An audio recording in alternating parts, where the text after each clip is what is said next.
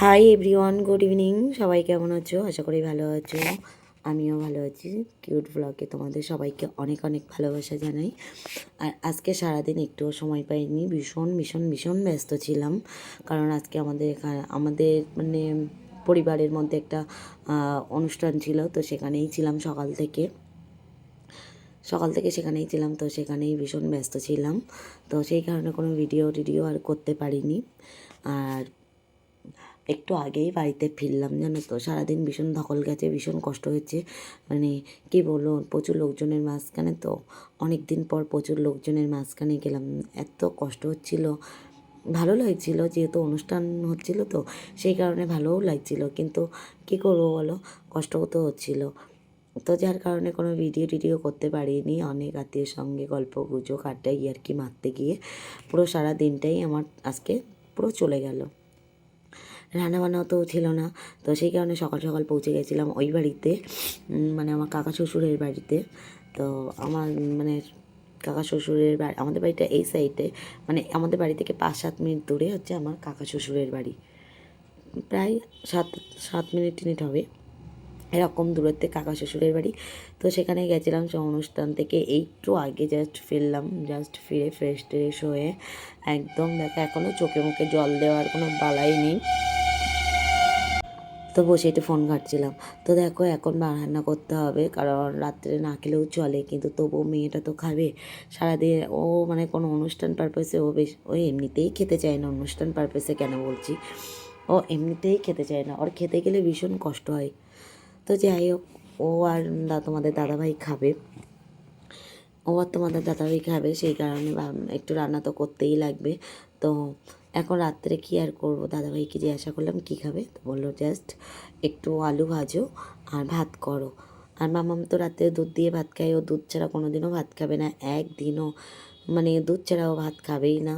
মাংসটা হলে তবুও একটু খায়, আর দুধ না হলে ওর পেটে ভাতই যায় না। তো যাই হোক, তার জন্য আমি একটুখানি রান্না করব বলে চলে এলাম। আর এখানে দেখো একটু কমপ্লেন গুলে দিলাম, যেহেতু 6:15 থেকে ওর পড়া আছে, ওই কারণে ওকে একটু কমপ্লেন আর বিস্কুট গুলে দিচ্ছি, যেটা ও খেয়ে যাবে। ও দুপুরবেলা একটুও ভাত খাইনি, বাড়ি থেকে ডিম সিদ্ধ আর ভাত খেয়ে গেছিলো। ওই কারণে অনুষ্ঠান বাড়িতে ও জাস্ট একটা আইসক্রিম খেয়েছিল, আর কিচ্ছু খাইনি।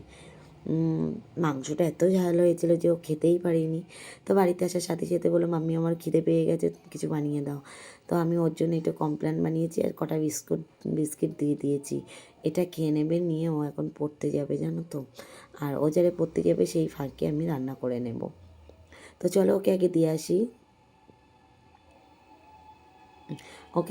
ও ঘরে বসে টিভি দেখছে। আর আমি ভাবলাম ওকে খাইয়ে না দিলে কী বলো তো, আবার পড়তে গেলে না তখন আন্টিকে ভীষণ জ্বালাতন করবে, খাবে খাবে করে।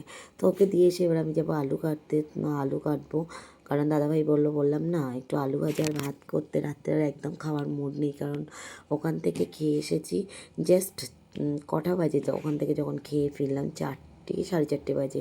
যখন অলরেডি 4টে বাজে তখন আমরা খেতে বসেছি, মানে এতটাই লেট হয়ে গেছে, এতটাই মানে কি বলবো। এবার যেহেতু আমরা বাড়ির লোক, প্রথমেই তো খেতে পারি না, বলো কেমন একটা লাগে। তো সেই কারণে আমরা লাস্টে বসেছিলাম। 4:30 সময় খেয়ে এসেছি। এবার 4:30 সময় খেয়ে এসে আর খাওয়ার এনার্জি থাকে না, তবুও দাদাভাই রাত্রে খাবে বলে একটু আলু ভাজা করতে বললো। তো আমি এখানে আলু কাটতে বসে পড়েছি, দেখো।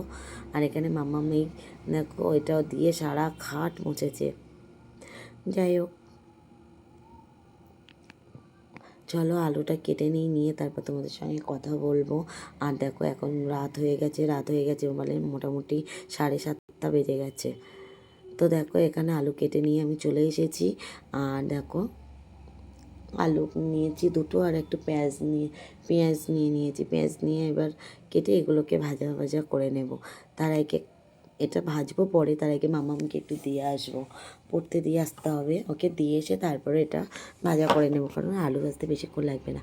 তো আজকে সেইভাবে ভিডিওটা বানাতে পারিনি, সময় পাইনি, তো তোমরা কিছু মনে করো না।